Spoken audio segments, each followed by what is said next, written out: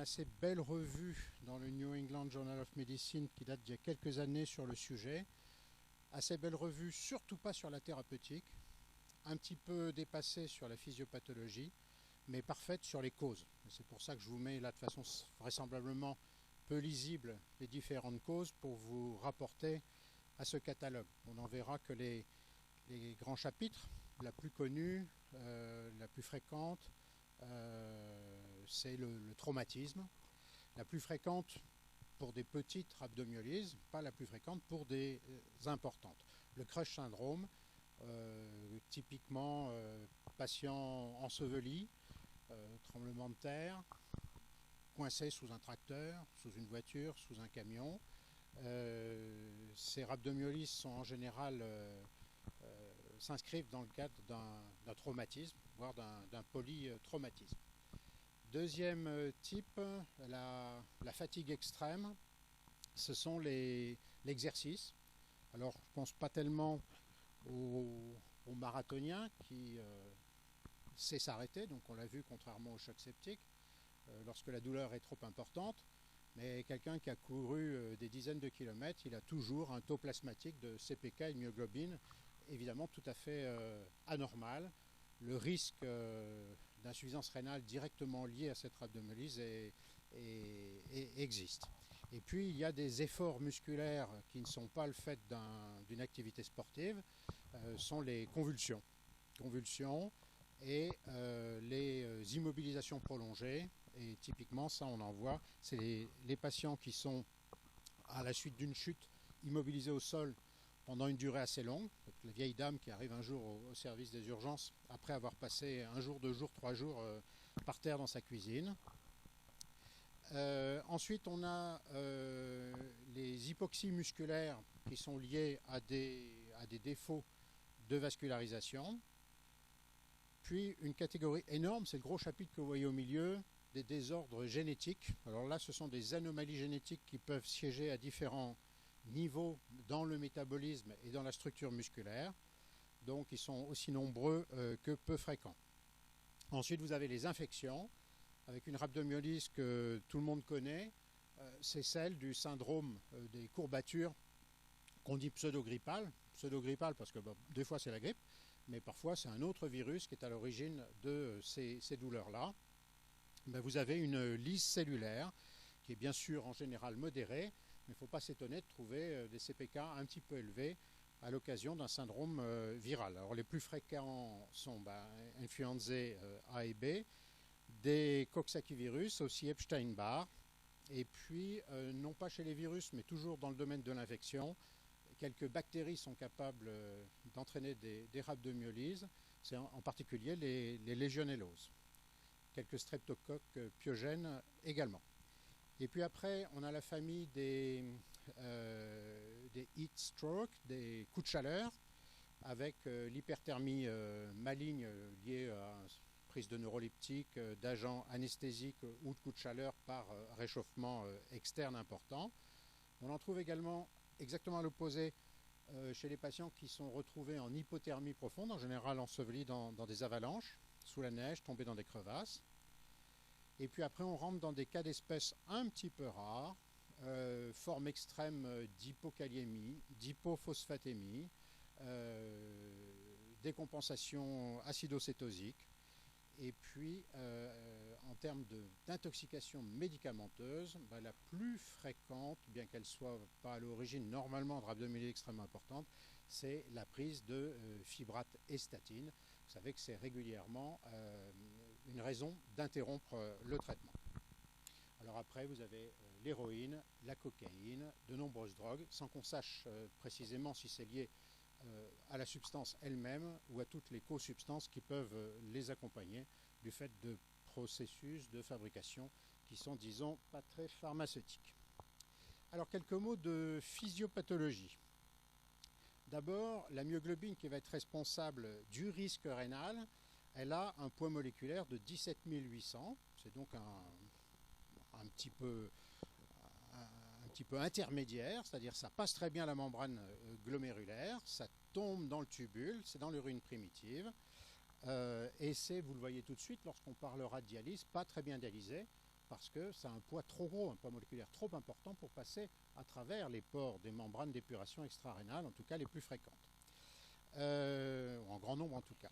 Vous savez tous, parce qu'on l'apprend tout jeune à l'école, que c'est pas ce 17800 qui est trop gênant parce qu'il devrait pouvoir être uriné, c'est surtout du fait que se forme un gel dans l'appareil tubulaire, et ce gel c'est la fameuse protéine de Tamm-Horsfald qui est liée à la polymérisation de ce monomère de myoglobine pour faire un gel qui peut s'étendre tout le long du tubule, obstruant complètement le tubule.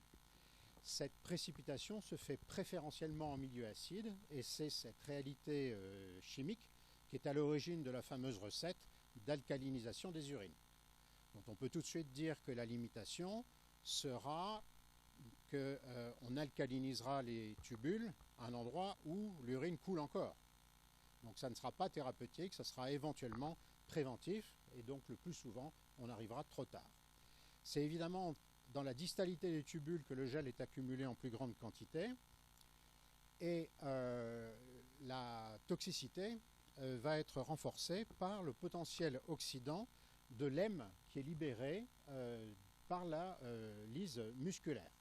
Là en revanche la toxicité va se faire au niveau des tubules proximaux et au niveau du cortex rénal par une vasoconstriction des artères rénales. Des capillaires et des artérioles juste précapillaires rénales.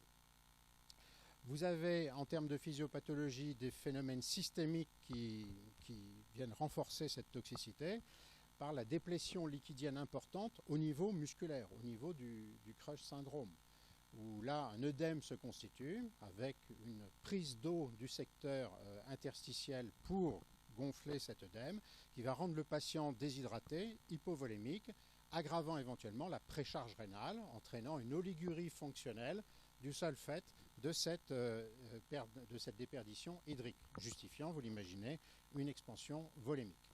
Au niveau local, différents toxiques ont été décrits, endothéline 1, thromboxane, TNF, isoprostanoïdes. Alors vous avez sur cette image qui est issue de cette revue du New England que je vous citais tout à l'heure et dont je vous donnerai la référence à la fin, une explication de la physiopathologie au niveau musculaire avec la séquestration liquidienne ici, les effets d'électrolytes. Vous savez, on l'a vu un certain nombre de fois depuis quelques jours, que le contenu cytosolique est extrêmement riche au plan électrolytique en potassium et en phosphate, contrairement au milieu extracellulaire. Ce qui veut dire que ce potassium et ce phosphate sont déversés de façon proportionnelle à la quantité de muscles lysés dans le milieu extracellulaire où il y en a normalement relativement peu, produisant donc des augmentations extrêmement importantes et d'autant plus importantes de ces concentrations que le patient se trouve spolié de façon liquidienne à ce moment-là. Il est hémoconcentré. Et c'est la crainte évidemment de la rhabdomyolyse dans les premières heures, que l'insuffisance rénale qui se constitue se double d'une hyperkaliémie, non pas par défaut d'élimination rénale, mais par augmentation de l'apport de potassium et de phosphate dans le milieu intravasculaire, dans le milieu extracellulaire. Je vous ai parlé un petit peu du fer et de l'hème et de la toxicité qu'ils vont exercer, et des différents, et c'est en cela que la physiopathologie est un petit peu plus évoluée aujourd'hui, des différents médiateurs qui ont été impliqués dans la toxicité et dans la vasoconstriction rénale qui en découle. Le diagnostic. Alors là, je vous parlerai tout à l'heure en mal de la créatininémie, celle qu'on mesure chez le patient. Là, on est dans une exception, je le dis tout de suite, parce que du fait de l'hémoconcentration du patient, la créate va avoir tendance à être augmentée en concentration et donc à évoquer à l'œil du clinicien une insuffisance rénale, à juste titre. La fraction d'excrétion sodée, on en reparlera également, est normalement basse. On a une hyperkaliémie. Les bandelettes diagnostiques sont positives. Elles détectent l'hémo ou la myoglobine. On a une élimination naturelle de la myoglobine, vous et moi, par le système réticulo-endothélial, le rein, mais là il est un peu en mauvaise position, le foie et la rate. Et ça, il faut le savoir dans le cadre des traumatismes, en particulier des polytraumatismes.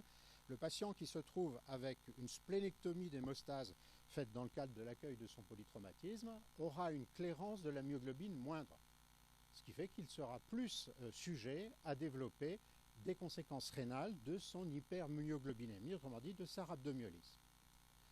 On l'a vu aussi avec Guillaume Favre, la quantité de phosphate très importante intracytosolique qui est libérée dans le milieu extracellulaire va chélater le calcium et entraîner une hypocalcémie.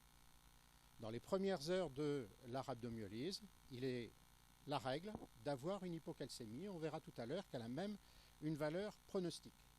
Il va donc falloir supplémenter en calcium le patient dans les premières heures.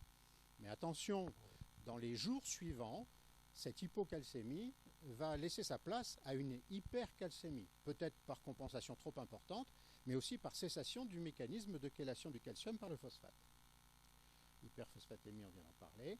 Hypermagnésémie, ça va avec, mais on va surveiller. Hyperuricémie. Alors, faut-il monitorer CPK, la créatine phosphokinase, ou la myoglobine? Alors, il y a deux colonnes, le pour et le contre. Pour CPK, d'abord, ça ne vaut pas très cher. Vous voyez que c'est un rapport de 1 à 6 ou 7. La CPK est utilisée dans la plupart des études sur la rhabdomyolyse. C'est historique. La myoglobine est relativement récente. Donc tout ce qu'on a comme norme, et vous allez le voir tout à l'heure, même dans les études les plus performantes et les plus récentes, c'est basé sur CPK. En faveur de la myoglobine, vous savez que c'est quand même l'agent pathogène responsable. Ce n'est pas CPK du tout qui est à l'origine de l'insuffisance rénale, c'est la myoglobine. Donc c'est une bonne raison pour aller la mesurer directement. L'autre bonne raison pour la mesurer directement, c'est la précocité de son élévation. Voilà issu d'un mémoire de DES d'Île-de-France. Vous avez en rouge la myoglobine et en blanc CK. Vous voyez au cours des rhabdomyolyses que clairement l'élévation des histogrammes rouges est un petit peu plus précoce que celle des histogrammes blancs. Bon, mais entre nous, le patient vient d'être l'objet d'un polytraumatisme. Est-ce que vous posez la question du diagnostic de la rhabdomyolyse? Non, vous vous posez la question de la mesure de l'intensité de la rhabdomyolyse. Et vous voyez, c'est là en fait que va se faire le choix entre l'un et l'autre. Si vous voulez détecter une rhabdomyolyse alors qu'il n'y en a pas mais que vous la redoutez, chirurgie vasculaire, arrêt circulatoire, un temps passé au bloc opératoire en immobilisation un petit peu long, là la myoglobine est intéressante parce qu'elle va servir de signal et vous dire tout de suite, oui attention, on entre dans une phase de rhabdomyolyse.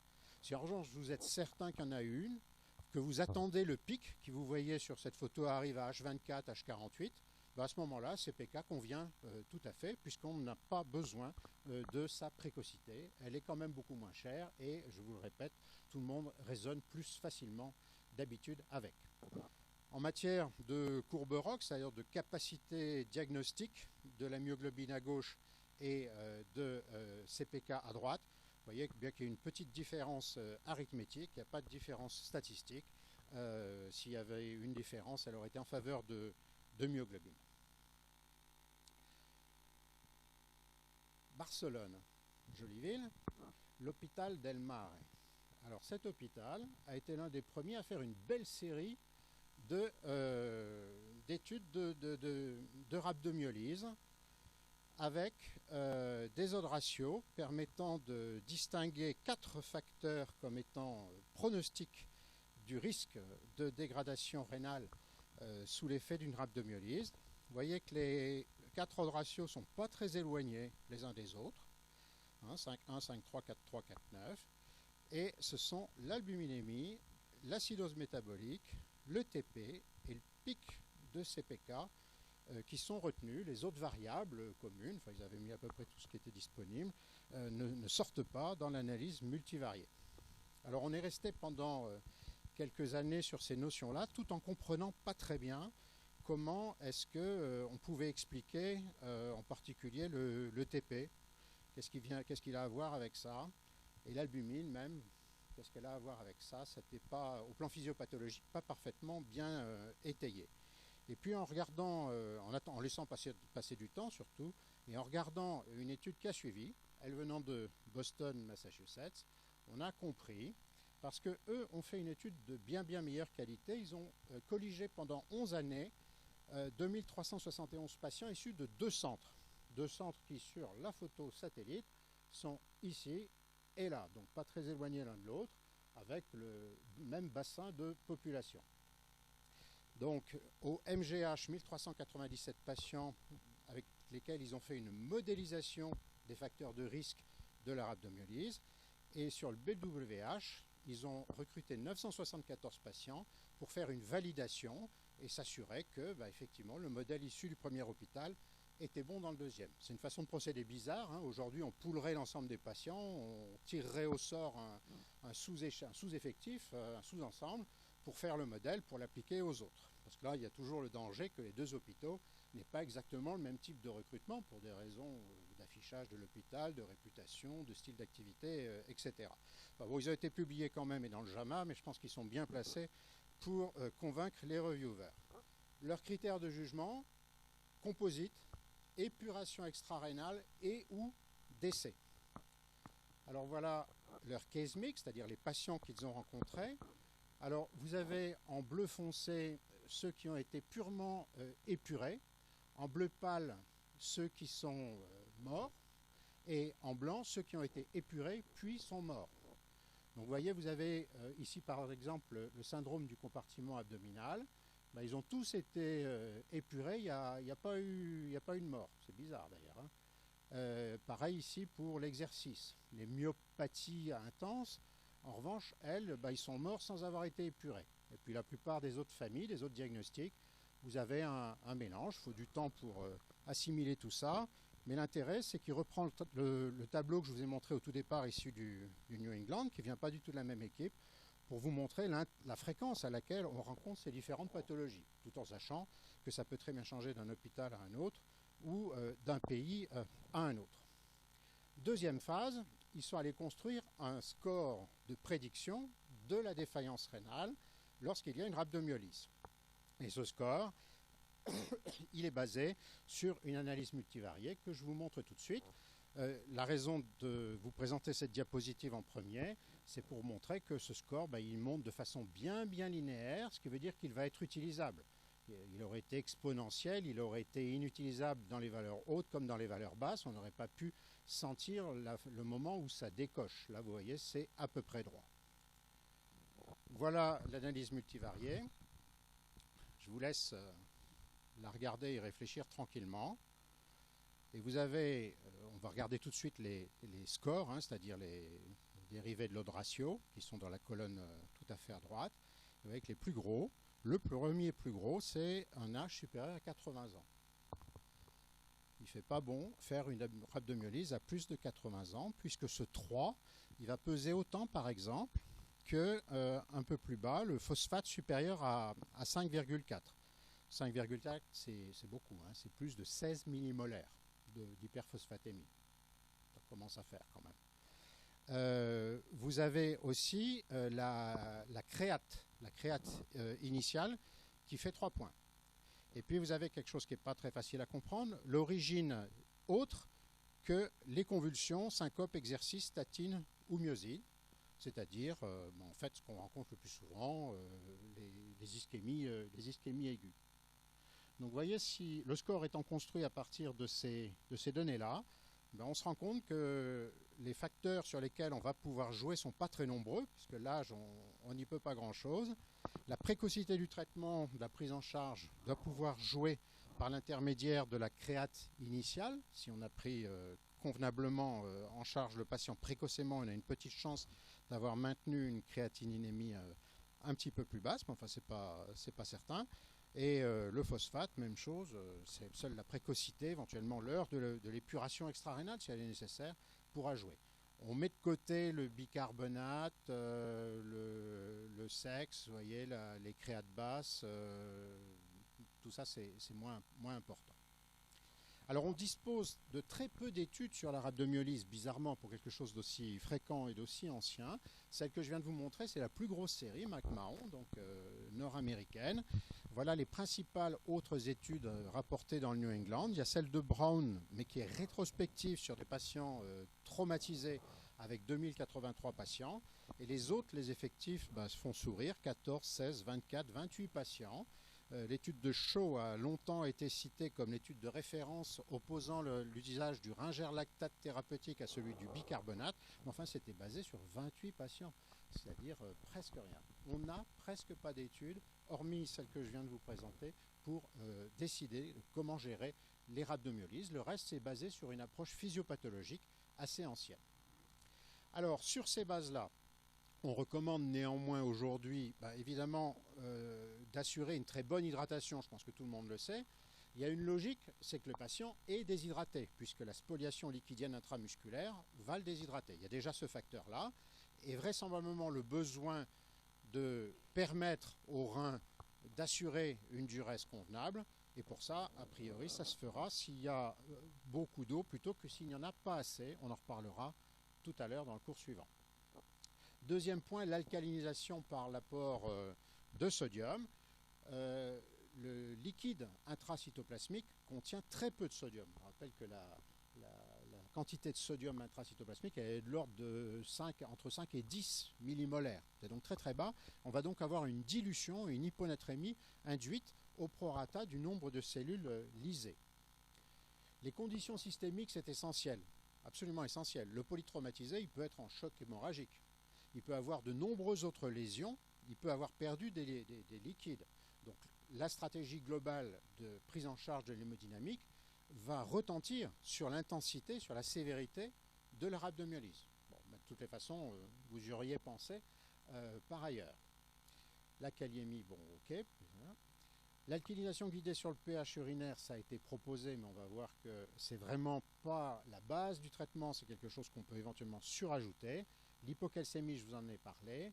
Les antioxydants, on n'a aucune étude, mais c'est purement une base physiopathologique. Comme il y a l'hème musculaire qui est libérée, qu'elle a un potentiel pro-oxydant, on va dire qu'on va donner des vitamines qui permettent d'aller à cette encontre et que ça devrait marcher. Vitamine E, vitamine C, glutathion, encore une fois, aucune évaluation du bien fondé de cette approche, ni dans le sens de l'efficacité, ni dans le sens de la toxicité. Évidemment, on pense à soustraire la myoglobine du torrent plasmatique, et là, la façon la plus efficace de le faire, c'est la plasmaphérèse. Il y a de la myoglobine dans le plasma, donc j'enlève le plasma, et on le remplace par autre chose. Un petit peu moins violent, il y a de la myoglobine dans le plasma, elle a 17 800 de poids moléculaire, ça passe à travers des filtres très perméables. Je vous disais tout à l'heure, 17 800, ça ne passe pas à travers les filtres, parce qu'il faut voir que des filtres qui ont 30 000 de points de coupure, ils ne laissent pas tout passer jusqu'à 30 000, c'est une courbe de Gauss, et 17 800 qui se trouve à peu près à mi-chemin entre 0 et 30 000, ça passe pas si bien que ça. En plus, cette myoglobine, au moment où on va brancher la machine d'épuration, il y a toutes les chances qu'elle soit déjà dans le rein, déjà coincée dans le rein, et plus tellement circulante dans le plasma. Ce qu'on voit dans le plasma, c'est ce que nous dose le laboratoire auquel on envoie du plasma, lequel ne dose pas ce qu'on a dans l'appareil tubulaire, et qui est déjà sous forme solide. Donc il y a vraisemblablement un lien entre les deux, mais on peut se demander si ça sert à quelque chose d'aller soustraire la myoglobine du torrent plasmatique alors que les dégâts rénaux sont déjà faits. Et vous voyez que si ça pouvait avoir une efficacité, cette épuration extrarénale de myoglobine, il faudrait absolument que ce soit terriblement précoce. Et en concurrence avec le rein. Le rein est quand même un hémofiltre qui a des chances de recevoir davantage de myoglobine que notre hémofiltre, ne serait-ce que parce que quand vous mettez un cathéter, il va tirer 200 millilitres minute, alors que nos deux reins, ils tirent 1 litre minute. 20% du débit cardiaque. Donc vous voyez que la myoglobine préférera aller dans le rein que dans votre filtre. Le rein filtrant très bien la myoglobine à travers la membrane de Bowman, à travers le glomérule, alors que nous, il faudra prendre les membranes les plus perméables pour arriver à concurrencer. Les diurétiques, ça n'a pas de sens. Ça a été proposé il y a très longtemps. Ça n'a pas de sens tout simplement parce que s'ils fonctionnent, ils vont déshydrater le patient alors qu'on est en train d'essayer de les réhydrater. Et que bien sûr, ils vont faire sortir de l'urine par les néphrons qui fonctionnent, ne vidangeant pas pour autant les néphrons qui ne fonctionnent pas et qui sont bouchés. Donc c'est vraiment du temps perdu. De Lance, Mannitol, même chose. Alors bon, ça je passe là-dessus dans la revue du New England pour dire que, en résumé, nous sommes d'accord sur ces grands chapitres-là, hydratation, hémodynamique systémique, examen du sédiment pour conforter le diagnostic, prise en charge de la kaliémie, de la calcémie, du pH urinaire et éventuelle épuration extra-rénale. Alors voilà des gens qui ont travaillé avec Rinaldo Bellomo, qui ont utilisé des filtres qu'on appelait à l'époque à haute perméabilité. Ils sont dépassés depuis par des nouveaux filtres. Mais vous voyez qu'effectivement, AJ1, c'est le sac le plus rouge. AJ1, il y a de la myoglobine rouge à l'intérieur du sac. Ça donne envie de faire ça. Mais quand on compare ça à la quantité de myoglobine qui est à l'intérieur des tubules, qu'on ne voit pas sur la photo, on est peut-être en train de nettoyer le sommet de l'iceberg. Ça ne change pas grand-chose au devenir du patient. Cette étude, ce cas clinique, fait la preuve qu'on peut enlever de la myoglobine, si on en doutait. Elle ne fait pas la preuve que c'est efficace pour traiter les patients. Et on n'a pas de série comparative avec et sans, et a fortiori dans les patients recevant l'hémofiltration, exerçant un bénéfice en matière de fonction rénale ultérieure. Ça, c'est expérience maison, c'est pareil, pas publié pour autant. Donc, au total, on va dire, précocité du traitement, c'est totalement évident, c'est physiopathologique, et ça semble étayé par les scores de gravité, tels qu'on l'a vu dans la série de McMahon. Traitement des désordres accessoires, calcium, phosphate, magnésium, et de façon répétée, régulière et attentive, maintien d'une normohydratation. En général, dans les premières heures de prise en charge, on y pense, et c'est après qu'on y pense un petit peu moins, quand la phase hémodynamique du moment de l'admission du patient ou de la prise en charge du patient est passée, on a tendance à imaginer que le problème est réglé. Or, vous avez vu que la myoglobine, comme CPK, culmine beaucoup plus tard, à 24 ou 48 heures. Autrement dit, cette normohydratation, il faut l'assurer tout de suite pour des raisons systémiques et ensuite pour des raisons de protection rénale. Traitements locaux, alors quand on a la chance d'avoir cette possibilité qui nous est offerte, il faut sauter dessus et changer le point de vue de l'orthopédiste qui va dire il a 8 loges qui sont atteintes, mais aucune d'elles n'atteint des pressions très importantes, donc on va laisser comme ça. Vous raisonnez avec le point de vue du réanimateur, plus métabolique, 8 loges qui rhabdomyolisent un petit peu sans exercer de pronostic défavorable fonctionnel musculaire, ça me fait quand même une rhabdomyolyse très importante. Et vous voyez que peuvent naître des indications d'aponévrotomie lorsque l'étendue des hyperpressions de loge est importante. Alors, le maintien du pH des urines, c'est vraiment la cerise sur le gâteau. On n'est pas du tout certain de son efficacité, donc on gardera ça en tout dernier recours. Alors voilà, sur un petit graphique qui résume, que vous pourrez télécharger sur le site, les facteurs donc, de McMahon liés au terrain ou liés à la biologie, qu'on voit à gauche, et à droite l'attitude proposée. Lorsque le McMahon est inférieur à 10, on va de façon certaine mesurer à une fréquence qui sera à établir en fonction de l'intensité le pH, potassium, magnésium, créatininémie, calcium, phosphate, CPK ou myoglobine selon l'évolution et le contexte. On va traiter l'hémodynamique systémique, la perfusion locale, le pH. Ça serait trop bête par exemple d'avoir des urines acides du fait d'une hypercapnie. On va on va essayer, mais ça vous le faites de toutes les façons, d'absolument tout normaliser pour que le pH soit normalisé. Kaliémie, calcium, équilibre hydroélectrolytique et éventuellement les vitamines. Si on dépasse un McMahon supérieur à 10, c'est-à-dire un score basé sur ces valeurs-là, à ce moment-là, on va intensifier la surveillance et éventuellement rajouter ce qui aujourd'hui apparaît comme tout à fait accessoire, du sodium de bicarbonate et ou mettre en route une épuration extra-rénale, encore une fois, qui ne visera pas à enlever la myoglobine car c'est vraisemblablement trop tard, mais simplement à aider dans le contrôle du pH et de l'équilibre hydroélectrolytique. Alors on peut la faire par transport convectif, ce qu'on a vu, tout en sachant que la quantité de myoglobine qui va partir sera relativement faible, ou par diffusion en dialyse continue sur des des membranes à très haute perméabilité. On a alors à peu près les mêmes performances d'épuration des poids moléculaires aux alentours de 20 000, ce qui choquait autrefois, mais qui devient de plus en plus la règle avec l'augmentation de la taille des pores et la régularité de la taille des pores qu'on observe sur les membranes modernes. À lire sur le sujet, absolument, McMahon qu'on vient de voir, bien que vous ayez à peu près tout dans le tableau qu'on a vu. Et pour le plaisir, Rodriguez dans PLOS, qu'on a aperçu rapidement. Bosch, c'est la revue du New England que je vous ai citée au tout départ. Voilà. Merci Didier.